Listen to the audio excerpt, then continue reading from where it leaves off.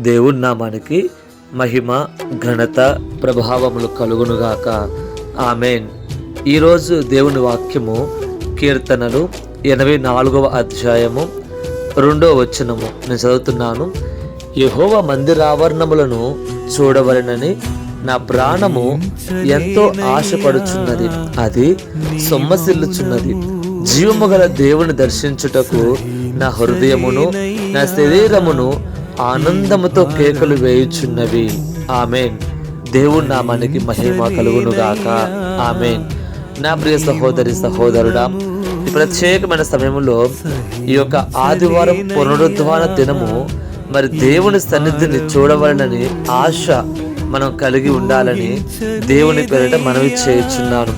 అయితే మరి సోమవారం నుండి శనివారం వరకు ఎంతో కష్టపడి జాబ్ చేస్తూ ఎంతో కష్టపడి పని చేస్తున్నాము, కరెక్టే. కానీ ఆదివారము మరి కొద్దిగా లేటుగా ఉదయము లెగుద్దాము, లేదంటే నిదానంగా మందిరానికి వెళ్దాములే అని అనుకుంటున్నావేమో నా ప్రియ సహోదరి సహోదరుడా.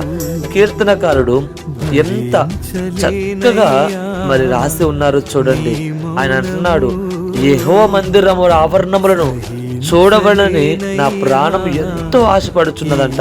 అంటే మందిరాన్ని కాదంట, మందిరంలో లోపల కూడా కాదంట, ఆ మందిర ఆవరణమే. అంటే ఆవరణంలోకి వెళుతున్నప్పుడే, వెళుతున్న ఆ యొక్క ఎంట్రీలోనే ఆయనకి సంతోషం అంట, ఆ ఆనందము, ఆశపడుతున్నారు తన ప్రాణము, అది ఎంతో సొమ్మసిల్లుతున్నదంట. నా ప్రియ సహోదరి సహోదరుడా, చూడండి దేవుని వాక్యము మరి ఆ యొక్క మరి భక్తులు ఎంత చక్కగా వర్ణిస్తున్నారు.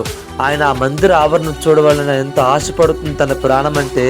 నా ప్రియ సహోదరి సహోదరుడా, ఈ యొక్క ఉదయకాల సమయము, ఈ ఆదివారం పునరుద్ధాన దినము మనందరికి ఒక్క మరి ప్రశ్న ఏమనంటే, మన హృదయము మన ప్రాణము ఏమి చూడాలని ఆశపడుచున్నది? ఈ యొక్క ఆదివారం సమయంలో ఏమి తినాలని ఆశపడుచున్నది?